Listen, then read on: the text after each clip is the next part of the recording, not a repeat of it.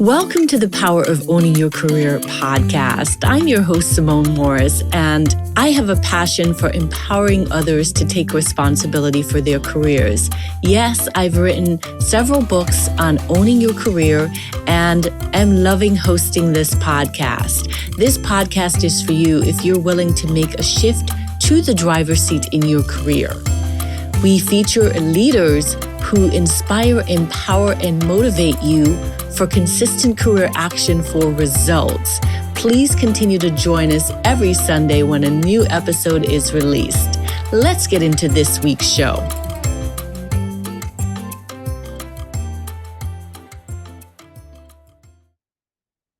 Welcome to this week's episode of the Power of Owning Your Career podcast. I'm delighted to have with us today Farzana Nayani. She is a recognized diversity, equity, and inclusion specialist, coach, and international keynote speaker. She's worked with Fortune 500 corporations, public agencies, higher education institutions, school districts, and nonprofit organizations as a consultant and trainer on diversity and inclusion, intercultural communication, supplier diversity, and employee engagement. Farzana, welcome to the show. Thank you so much, Simone. It's such a pleasure to be here today.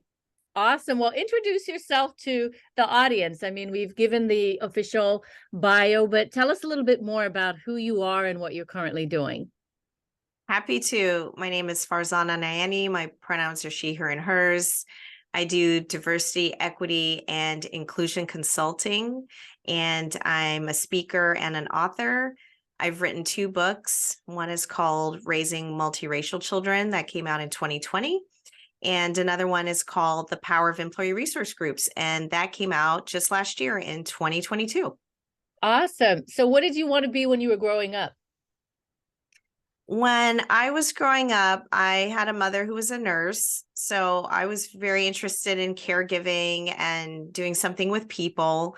So I think my dream came true in getting to work with different groups and organizations to help bring care and attention to people's wellness in the way of making sure workplaces are healthy and people's well-being is in place. So I think that in my own way that came forward.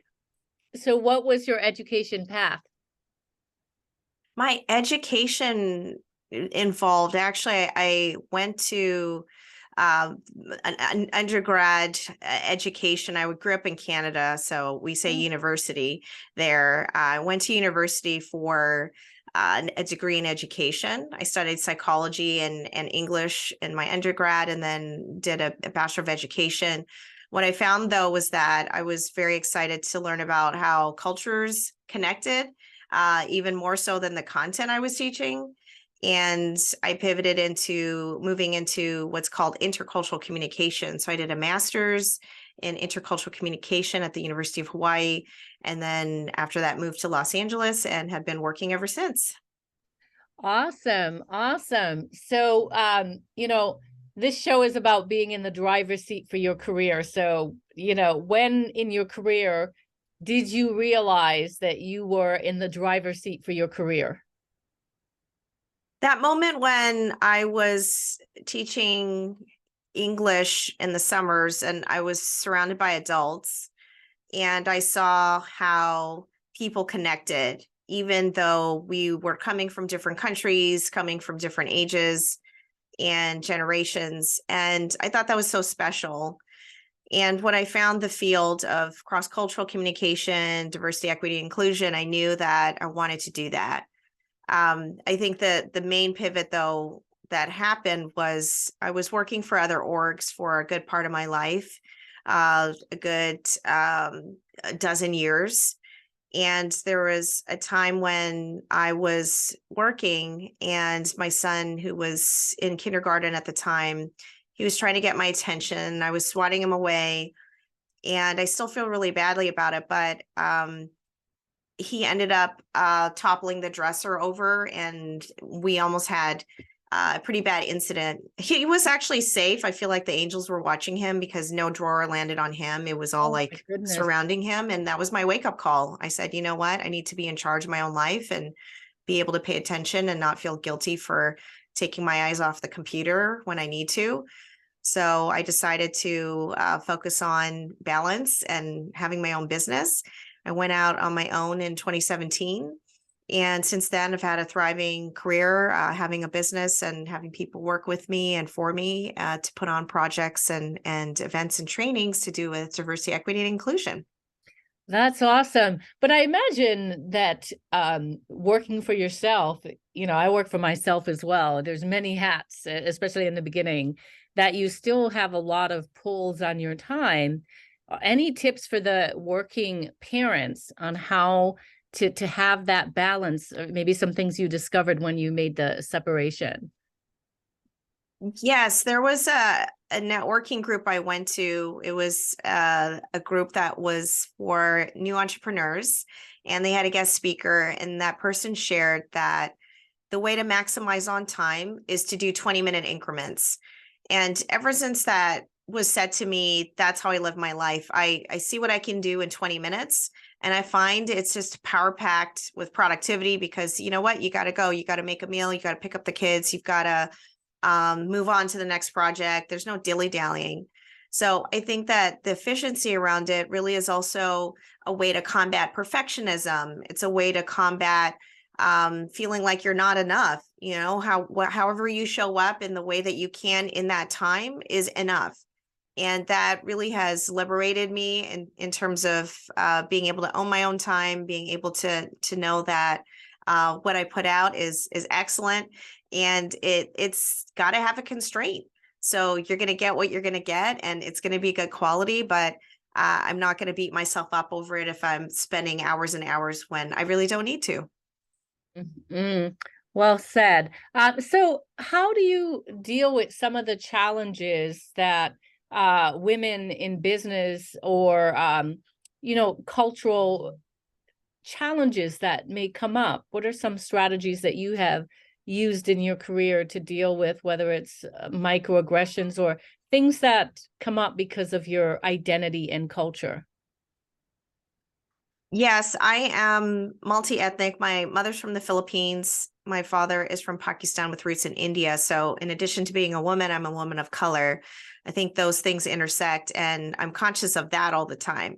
I think when I move into a room and let's say that's mostly men, I'm not actually concerned about being the only or the first. I think about how I can, uh, serve as that perspective that's different. And I embrace being different in those moments. I embrace being unique. I embrace having an immigrant family.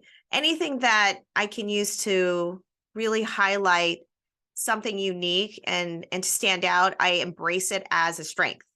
So rather than it being something where I feel less than, I look at it as an opportunity. What can I do to bring my thoughts forward? I was recently asked to be on a board, and there were a lot of academics on this board, and they're older than me, different generation, different gender even.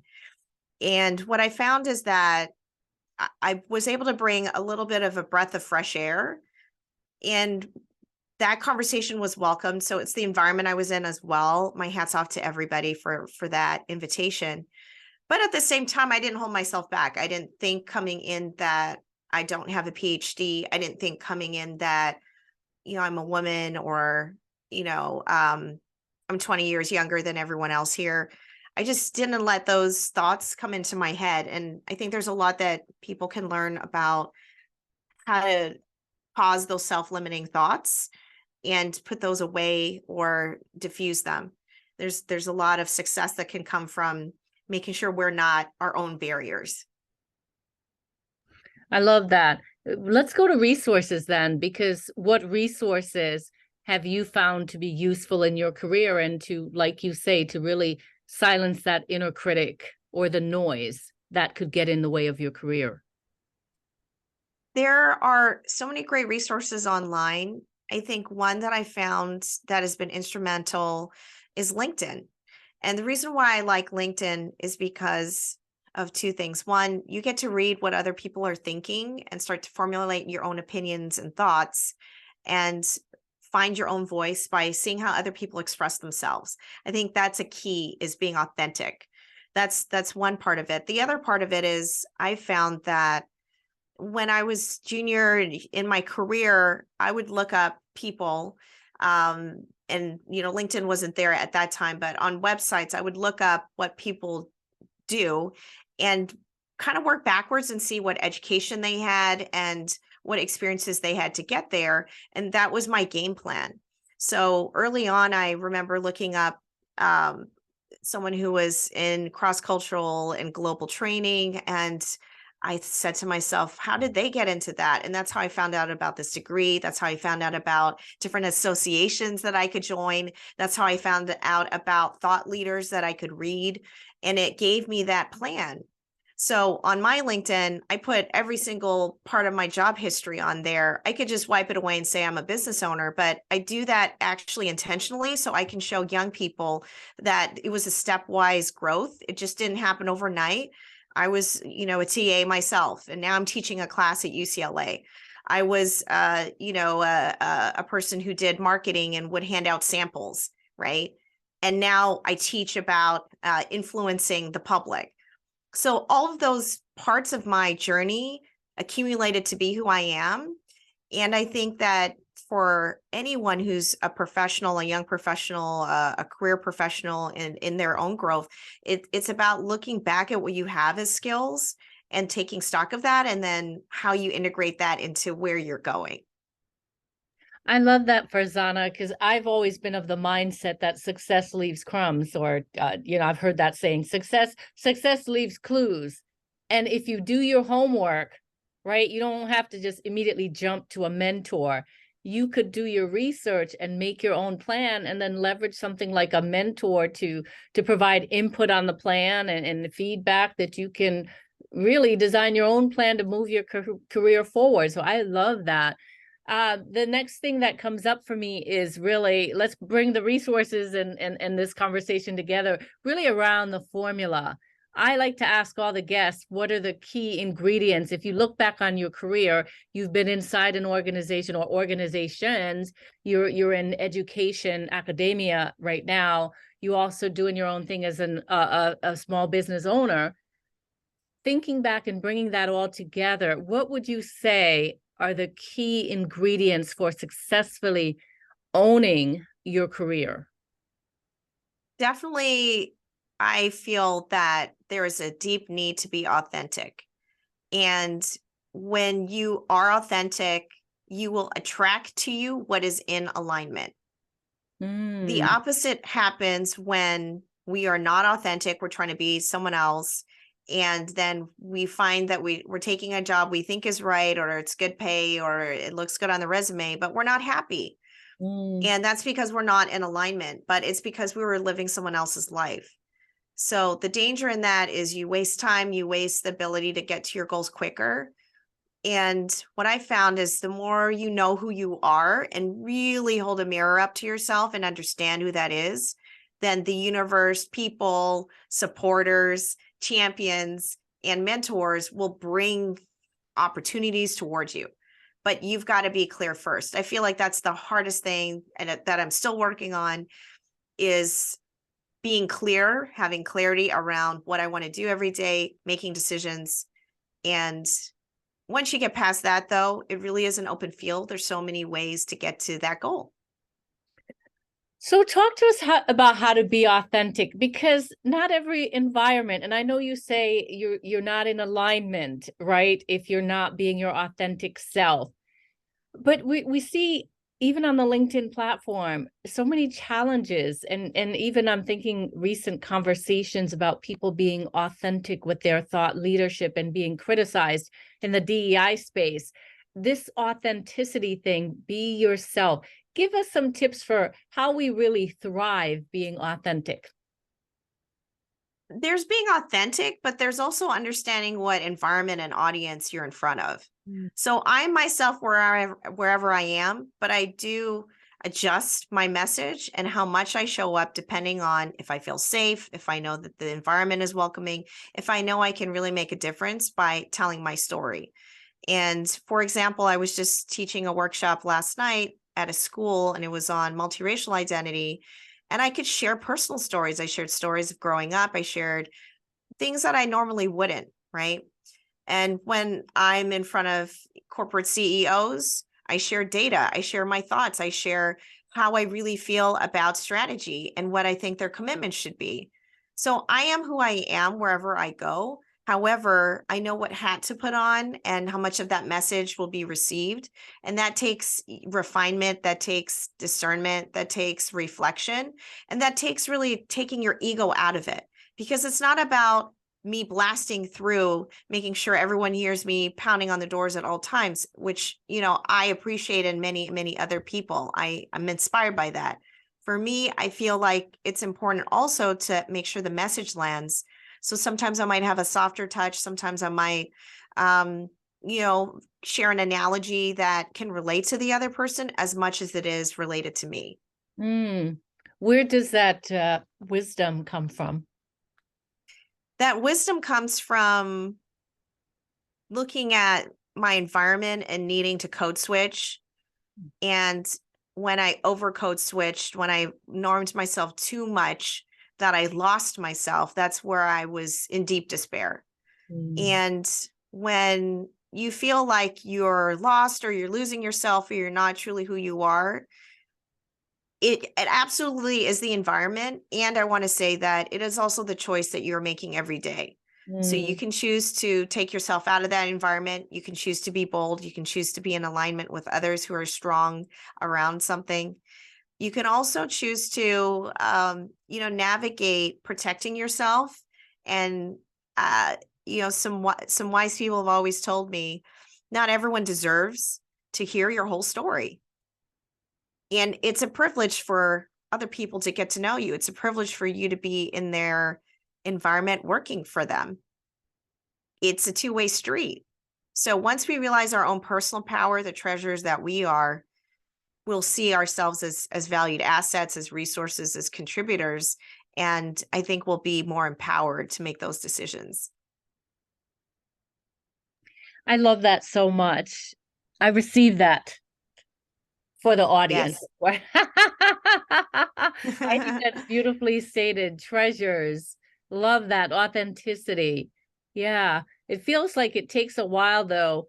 Sometimes in your career, you can be in the passenger seat, and it takes a while to get to that clarity so you can articulate in alignment what it is you want, so that other people you can attract them, like you say, and that they can help you in your career. Absolutely. And I want to add that it's not easy. I mean, there's a point in time where I wondered what I'm doing, if what I'm doing is right, if it's the right direction.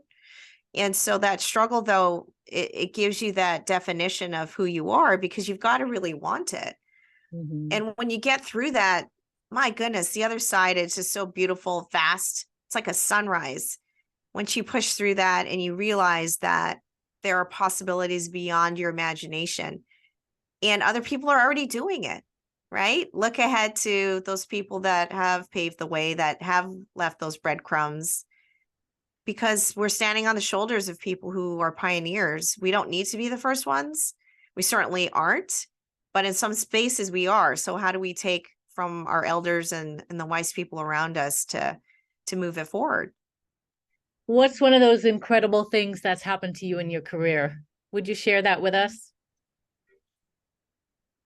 I didn't realize I had bucket lists, but I have always wanted to make a splash and be seen and be heard around my thoughts. And as it happens, there are a few media pieces that came out in the last 2 years that I'm proud of. So was in the Wall Street Journal and Marie Claire around diversity initiatives, around identity.